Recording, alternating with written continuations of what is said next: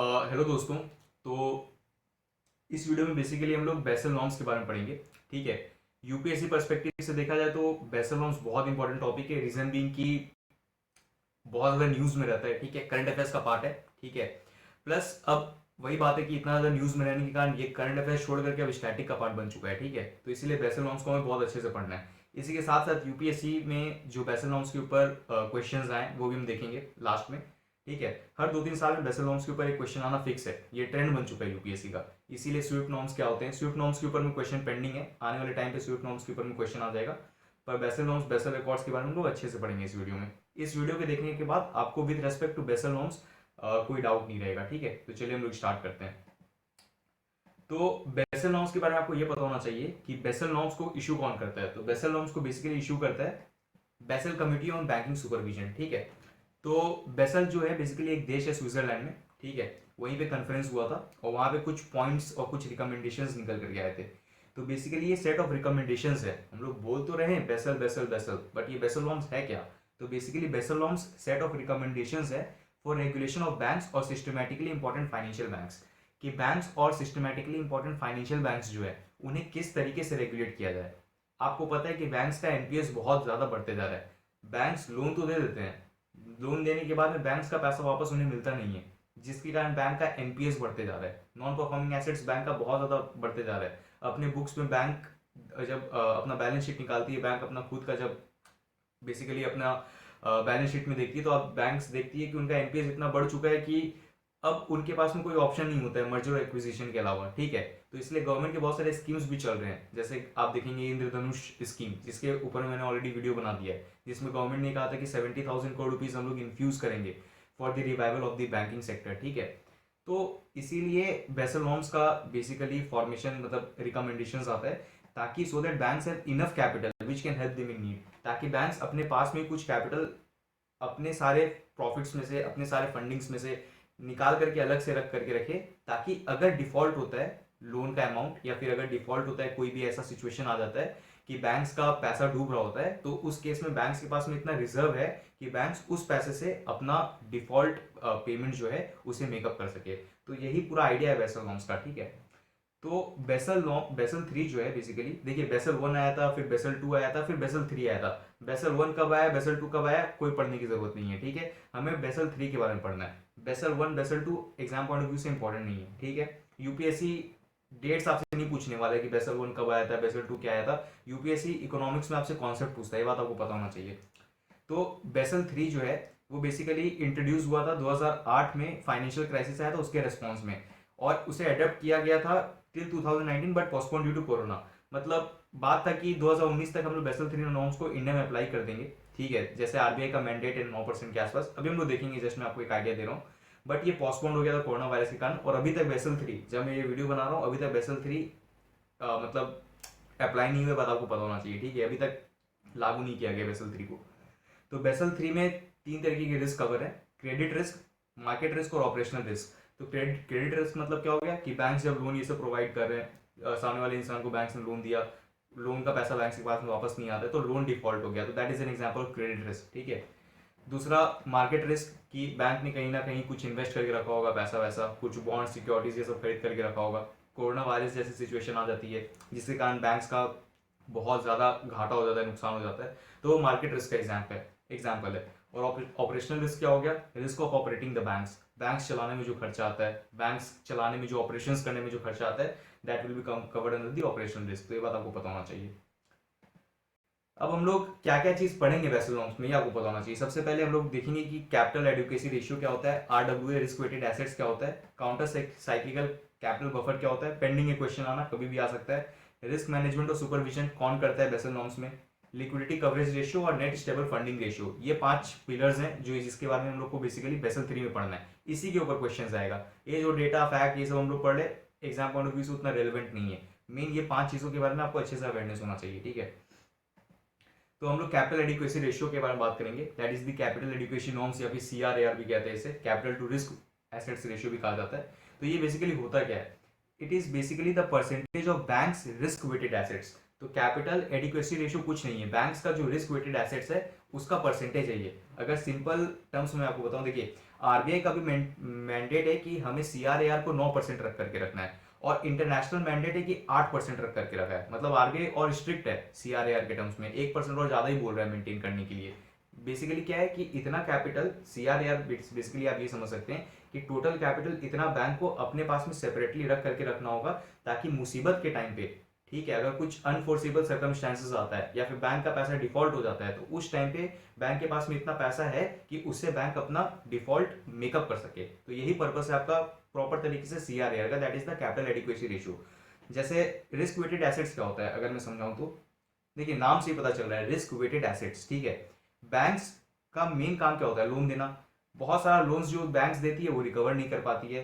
10 loans are weighted as per their risk. तो हर एक लोन जो बैंक्स दे रही होती है, देखिए बैंक्स तो बस पर्सनल लोन नहीं देती है ना, बैंक्स आपको गाड़ी का लोन देती है, बैंक्स आपको घर खरीदना है तो उसका लोन देगी, एक्सेट्रा एक्सेट्रा बहुत तरीके की लोन दे रही होती है। तो सबसे ज्यादा रिस्की अगर मैं पूछूं आपसे कि सबसे ज्यादा रिस्की कौन सा लोन होता है बैंक अगर आपको दे रही होती है, तो दैट इज पर्सनल लोन। क्या पता सामने वाला इंसान से पैसा मिले या नहीं मिले, कुछ भी हो सकता है उस टाइम पे, ठीक है। बट अगर यही ऑन द अदर हैंड अगर बैंक आपको हाउसिंग लोन दे रही होती है, तो बैंक को पता है कि यार अगर सामने वाला इंसान मेरे को पैसा नहीं चुका पाता है, तो उस केस में उसका, उस इंसान का जो लैंड है या फिर जो भी उस इंसान ने जो घर लिया है उसे मैं वापस अपने कब्जे में तो ले सकती हूँ ना। तो वहां पे रिस्क बैंक का कम होता है। क्यों? क्योंकि वहां पे कुछ ना कुछ प्रॉपर्टी बैंक के पास में से सिक्योरिटी है कि हाँ अगर नहीं चुका पाएगा तो ले लूंगी उस केस में। तो ये आपको कॉन्सेप्ट समझ में आया। पर्सनल लोन के केस में रिस्की है क्योंकि दे भी सकता है नहीं भी दे सकता है। तो ये रिस्क वेटेड एसेट्स है। हर एक लोन जो बैंक अपने कस्टमर्स को दे रही होती है, तो वो बैंक एक मेंटेन करके चलती है चार्ट कि ये वाला लोन इतना रिस्की है, वो वाला लोन इतना रिस्की है, और अल्टीमेटली सबका एक रिस्क वेटेड एसेट्स निकलता है कि हर एक चीज का, जैसे पर्सनल लोन है तो उसका रिस्क ज्यादा होगा, अगर हाउसिंग लोन है उसका रिस्क कम होगा, ठीक है। तो ऐसे करके टोटल रिस्क का टोटल रिस्क वेटेड एसेट्स निकलता है। तो आपको समझ में आ गया होगा कि आरडब्ल्यू ए है क्या, ठीक है। अब आप यहाँ पे देखिए, तो सीआरएआर कुछ नहीं है, कैपिटल एडिक्वेसी रेशियो कुछ नहीं है, वो बेसिकली आपका रिस्क वेटेड एसेट्स होता है, ठीक है, बैंक्स का। जैसे अगर एक एग्जांपल दूं तो यहाँ पे आप देखिएगा आरबीआई ने क्या बोला है कि 9% हमें मेंटेन करके चलना है। इंटरनेशनली क्या 9 में 8% का, आरबीआई 1% स्ट्रिक्ट है। जैसे एग्जांपल दूं तो देखिए, मान लीजिए कि हमने सीआरएआर जो है 9% रखा, आरबीआई ने कहा ठीक है, और हमारा रिस्क वेटेड एसेट 100 करोड़ रुपया का है। मतलब बैंक ने जितना लोन वोन दिया है, 100 करोड़ रुपए का बैंक ने लोन दिया, और वो बैंक का रिस्क वेटेड एसेट्स है जिसके अंदर housing loan, personal loan, car के लोन, अलग अलग तरीके के लोन है, 100 करोड़ रुपए का, ठीक है। यहाँ पे 100 करोड़ रुपीज का है। 9% के हिसाब से अगर हमें सीआरआर मेंटेन करना है तो बैंक को कितना कैपिटल अपने साइड में रखना होगा? दैट इज करीबन 9 करोड़ रुपया के आसपास, ठीक है। तो 9 करोड़ रुपया, ठीक है, बैंक्स को अपने अलग से रख के रखना होगा। अब इस केस में अगर आप देखेंगे कि 9 करोड़ रुपया बैंक मुसीबत के टाइम पे अगर कुछ ऐसी सिचुएशन आती है, तो ये 9 करोड़ रुपया बैंक उससे अपने डिफॉल्ट के अमाउंट को बेसिकली पे कर देगा। तो यही आपका पूरा, मतलब मोटा मोटी कैपिटल एडिक्वेसी रेशियो का यही कॉन्सेप्ट, और कुछ नहीं है। ये किसी वीडियो में आप देखेंगे कोई और तरीके से समझाया गया है, किसी वीडियो में किसी और तरीके से समझाया गया है। अल्टीमेटली यही है। एग्जाम में क्या क्वेश्चन बनेगा वो मैं आपको बता रहा हूँ। एक क्वेश्चन एग्जाम में यूपीएससी ये पूछ लेगा कि कितना परसेंट मैंडेट है, आरबीआई का 9% है, कुछ और इसमें परसेंटेज दे देगा। इंटरनेशनल नॉर्म जो है वो 8% है, ये पता होना चाहिए, और इसके साथ साथ आगे कॉन्सेप्ट ये होना चाहिए, और कुछ क्वेश्चन नहीं आएगा, ठीक है। अच्छा, एक चीज आपको ध्यान रखना है कि बैंक ये जो सीआरएआर का पैसा है, इसे can not use CRR money to give loan. Loan देने के लिए सीआरआर का पैसा यूज नहीं कर सकती है, क्योंकि बैंक ने पैसा रखा ही है मुसीबत के टाइम के लिए। अब ये नहीं कि इस पैसा को उठा करके बैठ करके लोन दे रहे हैं, ये सब नहीं कर सकते हैं। It can be use only when borrowers default to make up for its losses. तो ये बात पता होना चाहिए, ठीक है। एक और पॉइंट जो यूपीएससी में आ सकता है कि जब आप सीआरआर कैलकुलेट कर रहे होते हैं तो उस टाइम पे जो गवर्नमेंट सिक्योरिटीज होती है उसको आप सब्ट्रैक्ट करते हैं टोटल एसेट से व्हेन कैलकुलेटिंग सीआरआर। क्यों? क्योंकि गवर्नमेंट सिक्योरिटीज जो होता है वो रिस्क फ्री होता है, जैसे treasury bill, gilt edge instrument से, जीरो कूपन बॉन्ड भी कहते हैं उसे हम लोग। क्यों? क्योंकि वो रिस्क फ्री है, ठीक है। आपको पता है कि सरकार आपको पैसा लेकर के भागेगी नहीं। गवर्नमेंट सिक्योरिटीज में अगर आप बेसिकली बैंक्स के पास में कुछ है तो वो रिस्क फ्री होता है, ठीक है। तो इसीलिए जब सीआरआर कैलकुलेट कर रहे होते हैं तो उसमें से गवर्नमेंट सिक्योरिटीज को माइनस कर देते हैं, ये बात पता होना चाहिए। गवर्नमेंट का स्टेप्स क्या है? बेसिकली मैंने आपको इंद्रधनुष स्कीम के बारे में बताया कि 70,000 करोड़ रुपीज हम लोग इन्फ्यूज करेंगे for the revival of the bank, ये बात पता होना चाहिए आपको। अब दोस्तों दो चीजों के बारे में आपको पता होना चाहिए, एक टीयर 1 कैपिटल क्या होता है, दूसरा टीयर 2 कैपिटल क्या होता है। तो याद रखिएगा, टीयर 1 कैपिटल में आपका इक्विटी शेयर्स आता है, प्रेफरेंस शेयर्स आता है, और अनडिस्ट्रीब्यूटेड प्रॉफिट्स। अभी तक आपने प्रॉफिट डिस्ट्रीब्यूट नहीं किया है, ठीक है, तो उसके पहले वाला जो प्रॉफिट का पार्ट होता है अनडिस्ट्रीब्यूटेड प्रॉफिट्स, वो आपका टीयर 1 कैपिटल में आता है, ठीक है। इक्विटी शेयर्स आता है और प्रेफरेंस शेयर्स भी आता है, ठीक है। अच्छा, टीयर 2 कैपिटल क्या होता है? टीयर 2 कैपिटल में आपके बॉन्ड, डेब्ट्स और रीवैल्यूएशन रिजर्व्स होते हैं, ये सब आते हैं, आपको पता होना चाहिए। अब नॉर्मल सब आता है, इक्विटी और डेब्ट में क्या अंतर होता है, ठीक है, ये तो बहुत बहुत ईजी है, मतलब इसमें कुछ पढ़ने का ही नहीं। तो इक्विटी का पैसा टीयर 1 में चला गया, तो अब उसके बाद में जो बॉन्ड बॉन्ड डेब्ट ये सब अगर लेकर के रखें तो आपका टीयर 2 कैपिटल में आ जाएगा, ठीक है। अच्छा, काउंटर साइक्लिकल कैपिटल बफर, ये क्वेश्चन पेंडिंग है यूपीएससी में आना, कभी भी यूपीएससी पूछ सकता है कि काउंटर साइक्लिकल कैपिटल बफर क्या होता है। एक तो आपको ये पता होना चाहिए कि it is related with Basel norms. दूसरा आपको ये पता होना चाहिए कि ये एडिशनल कैपिटल रिक्वायरमेंट है। सीआरएआर का तो आप 9% मेंटेन करके रखना ही आपको, ठीक है, अलग से साइड में। अब इसी के साथ साथ आप एडिशनल कैपिटल भी थोड़ा सा अलग करके रखेंगे, ठीक है, ताकि मुसीबत के टाइम पे वही सेम कॉन्सेप्ट, मुसीबत के टाइम पे आपको हेल्प मिल जाए, ठीक है। That banks has to keep to prevent from financial crisis. तो ये कुछ नहीं है, एक बेसिकली एक तरीका का कैपिटल बफर है, आपको पता होना चाहिए, अलग अलग नाम से है बस, वही और कुछ है नहीं। आरबीआई मैनेजमेंट और रिस्क मैनेजमेंट एंड सुपरविजन, तो बेसल नॉर्म्स को कौन सुपरवाइज करता है? डायरेक्टली ये क्वेश्चन आ जाएगा कि बेसल नॉर्म्स को कौन सुपरवाइज करता है इंडिया में, तो it is supervise by RBI, ठीक है। तो पता होना चाहिए कि आरबीआई के पास में सुपरवाइजरी पावर्स है, ठीक है। अच्छा, लिक्विडिटी कवरेज रेशियो के बारे में आपको पता होना चाहिए कि लिक्विडिटी कवरेज रेशियो क्या होता है, ठीक है। तो इसमें कुछ नहीं है, ये basically high quality liquid assets होता है। लिक्विडिटी कवरेज का मतलब क्या है? कॉमन सेंस लगाएंगे अगर आप, और अगर आप डेफिनेशन से ही आंसर ढूंढने की कोशिश करेंगे तो आपको समझ में आएगा लिक्विडिटी कवरेज कि बैंक्स को कितना लिक्विड अपने पास में रखना है, कि मतलब मुसीबत का टाइम आता है, कोई फाइनेंशियल क्राइसिस आता है, फिर कुछ ऐसा सिचुएशन आता है, तो बैंक्स को अपने पास में कितना लिक्विड उस टाइम पे है बैंक्स के पास में कि वो कवर कर सके वैसे फाइनेंशियल क्राइसिस को, ठीक है।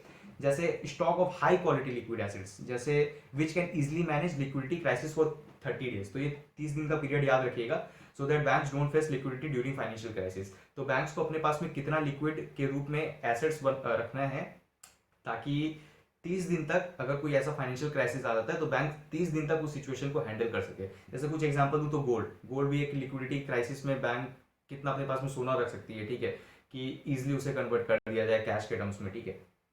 एक आपको नेट स्टेबल फंडिंग रेशियो के बारे में पता होना चाहिए। Basically net stable funding ratio कुछ नहीं होता है, इसका बेसिकली पर्पस होता है to avoid practice of creating long term assets, ठीक है, while getting short term fund. तो कुछ नहीं है, थोड़ा इजी है। आपको लिक्विडिटी कवरेज रेशियो के बारे में पता होना चाहिए। आने वाले टाइम पे यूपीएससी ने एक साल पहले इंटरेस्ट कवरेज रेशियो के ऊपर में क्वेश्चन पूछा था 2021 के पेपर में। अब यूपीएससी लिक्विडिटी कवरेज रेशियो के ऊपर में पूछेगा। लिक्विडिटी कवरेज रेशियो इसलिए बहुत इंपॉर्टेंट होता है, पढ़ लीजिएगा। फिर एग्जाम में आने के बाद में आपको लगेगा क्वेश्चन कहाँ से आ गया, क्वेश्चन बेसल नॉर्म से ही आया था, बट पढ़े नहीं थे इसलिए फिर ये रॉन्ग हो गया।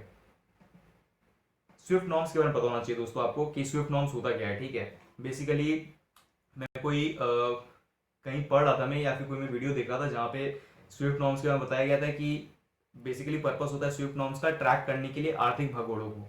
जो आर्थिक भगोड़े होते हैं, जैसे विजय माल्या हो गए या फिर नीरव मोदी हो गए, ये सब जो पैसा लेकर के भाग गए, बैंक्स का एनपीएस भी बढ़ते जा रहा है और वो अपने मजे में, तो वैसे लोगों को ट्रैक करने के लिए स्विफ्ट नॉर्म्स जो है उसे बेसिकली बनाई है। That is the society for world wide inter bank financial telecommunications, ठीक है। तो ये कुछ नहीं है, ग्लोबल मेंबर ओन्ड कोऑपरेटिव है, जिसका हेडक्वार्टर ब्रसेल्स बेल्जियम में। पता होना चाहिए हेडक्वार्टर कहाँ पे, स्विफ्ट नॉर्म्स इंपॉर्टेंट टॉपिक है। तो ये ग्लोबल मेंबर ओन्ड कोऑपरेटिव है, याद रखिएगा, ठीक है। और ये क्या है, बेसिकली एक मैसेजिंग प्लेटफॉर्म है, ठीक है, मैसेजिंग नेटवर्क है that financial institutions use to securely transmit information and instructions through a standardize system of codes, ठीक है। ये 8 से 11 कैरेक्टर का कोड होता है, बात आपको पता होना चाहिए, 8 से 11 कैरेक्टर का कोड है। हेडक्वार्टर ब्रसेल्स और बेल्जियम में, और ये क्या है, बेसिकली एक मैसेजिंग नेटवर्क प्लेटफॉर्म है, स्विफ्ट नॉर्म्स, याद रखिएगा, ठीक है। जो फाइनेंशियल इंस्टीट्यूशंस बेसिकली यूज करते हैं इंफॉर्मेशन ट्रांसमिट करने के लिए सेफली एक दूसरे से इंफॉर्मेशन को, ताकि हैंडल कर सके प्रॉपर तरीके से, ठीक है। यूपीएससी में एक क्वेश्चन आया था 2015 के पेपर में, बहुत इजी क्वेश्चन था ये, कि बेसल 3 एकॉर्ड या फिर सिंपली बेसल 3 जो है वो क्या चीज़ से रिलेटेड है। ये तो आप मतलब बेकार में यूपीएससी दिया, ये तो मतलब आप ऐसे ही सॉल्व कर लेंगे, मतलब ये तो बताने की जरूरत नहीं है। यहाँ बायोलॉजिकल डाइवर्सिटी है, क्या फालतू दिया हुआ है, ग्रीन हाउस गैस एमिशन नहीं है यहाँ पे भी, अगर आप देखेंगे fourth option chlorofluorocarbon, topic economics का है, ऑप्शन इन्वायरमेंट के दिए हुए हैं, एक ही है, ऑट और आउट ही लगा देते इसमें आप, तो आपका राइट हो गया होता कि इंप्रूव करना banking sectors ability to deal with financial economic stress and improve risk management. तो ठीक है, बहुत इजी क्वेश्चन था, तो इसमें देखने की बात नहीं है। 13 देखते हैं हम लोग, ठीक है। 13 यूपीएससी ने एक क्वेश्चन पूछा था कि कैपिटल एडिक्वेसी रेशियो क्या होता है, ठीक है। 2018 का पेपर का है, मतलब 2-3 साल पहले का ही है, तो ये रिसेंट क्वेश्चन है, तो आपको पता होना चाहिए, आने वाले टाइम में फिर आ जाएगा, जैसे 2018-19 का क्वेश्चन रिपीट हो रहा है आजकल यूपीएससी में। तो CAR क्या is the amount that banks have to maintain in the form of their own funds to offset any loss that banks basically into the account holders fail to repay dues. तो normal सा बात है, यही तो concept है। और CAR is decided by each individual bank. Wrong है, CAR जो है वो बेसिकली RBI डिसाइड करता है। जैसे CAR RBI ने मैंडेट करके रखा है 9% के हिसाब से। थोड़ा कॉमन सेंस लगाएंगे तो आपको समझ में भी आएगा कि हर एक बैंक अपना CAR कैसे मेंटेन कर सकता है। तो फिर तो यार बहुत दिक्कत हो जाएगा। आज बैंक ऑफ इंडिया बोलता है कि मैं 5% मेंटेन करूंगा, पंजाब नेशनल बैंक बोलता है मैं 7% मेंटेन करूंगा। तो ऐसे नहीं होता है। इंटरनेशनल मैंडेट दिया हुआ 8% का, RBI ने मैंडेट दे करके रखा है 9% का, उसी के हिसाब से CAR मेंटेन होगा। ये नहीं कि हर बैंक बैठ करके अपना खुद का CAR ये क्या कहते हैं डिसाइड कर रहे हैं। ऐसा नहीं होता है। तो टू स्टेटमेंट रॉन्ग है, इसका आंसर हो जाएगा आपका 1 ओनली। ठीक है, पहला स्टेटमेंट राइट है और second statement is wrong. 14th question है, 2020 का क्वेश्चन है यूपीएससी का। मैंने कहा हर 2 साल 3 साल में एक बार रिपीट होता है। देखिए 18 में आया, फिर 20 में आ गया। इंटरेस्ट कवरेज रेशियो के ऊपर में यूपीएससी ने क्वेश्चन पूछा था। अब यूपीएससी लिक्विडिटी कवरेज रेशियो के ऊपर में क्वेश्चन पूछ सकता है बेसल नॉर्म्स का। तो इसीलिए लिक्विडिटी कवरेज रेशियो इंपॉर्टेंट हो जाता है। Counter cyclical capital buffer important हो जाता है। ठीक है, तो यूपीएससी ने पूछा था कि इंटरेस्ट कवरेज रेशियो के बारे में आपको बताना है कि इसमें से क्या क्या स्टेटमेंट राइट है। तो it helps in understanding the present risk of a firm that a bank is going to give a loan to. तो ठीक है, इंटरेस्ट कवरेज से ही पता चलता है कि बेसिकली कितना इंटरेस्ट कवर कर सकता है उस इंसान के पास में, कंपनी कॉर्पोरेशन फर्म या फिर वो बंदा जो है उसके पास में कितना कैपिटल है कि वो बेसिकली उस इंटरेस्ट को कवर कर सकता है। ठीक है, डेफिनेशन मतलब आपका जो टर्म है ना उसी से ही आप बेसिकली इवेल्युएट कर सकते हैं कि क्वेश्चन क्या पूछ रहा है। तो ठीक है, हेल्प करता है अंडरस्टैंडिंग द प्रेजेंट रिस्क, कितना रिस्क है उस फर्म में जिसको बैंक लोन देना चाह रहा है। प्रेजेंट रिस्क भी आप इवेल्युएट कर सकते हैं, फ्यूचर रिस्क भी आप पता कर सकते हैं। ठीक है, जब प्रेजेंट कर रहे हैं फ्यूचर नहीं कर रहे हो थोड़ा अटपटा सा बनेगा। फ्यूचर के बारे में तो आपको पहले ही सोचना चाहिए। ठीक है, तो फ्यूचर तो होगा ही होगा। It helps in evaluating the emerging risk of a firm that a bank is going to give a loan to. तो पहला और दूसरा दोनों राइट है। थर्ड स्टेटमेंट अगर आप देखेंगे कि the higher a borrowing firms level of interest coverage ratio the worse is its ability to service a debt. अब आप एक चीज मुझे बताइए कि एक इंसान, इंटरेस्ट कवरेज रेशियो क्या है कि बेसिकली कितना इंटरेस्ट को कवर कर सकता है। तो अगर उस बंदे के पास में या फिर उस कंपनी कॉर्पोरेशन के पास में ज्यादा पैसा है तो नॉर्मल सी बात है वो ज्यादा इंटरेस्ट को कवर करेगा ना। अगर किसी इंसान के पास में ज्यादा पैसा है तो नॉर्मल सा बात है वो ज्यादा इंटरेस्ट को कवर करेगा। ऐसा तो नहीं वो कम इंटरेस्ट को कवर करेगा। तो अगर किसी के पास में हायर है, मान लीजिए एक फर्म है उसका higher ability interest ratio, interest cover करने का इंटरेस्ट कवरेज रेशियो में, तो नॉर्मल सा बात है उसके वो और बेटर तरीके से परफॉर्म कर सकता है ना।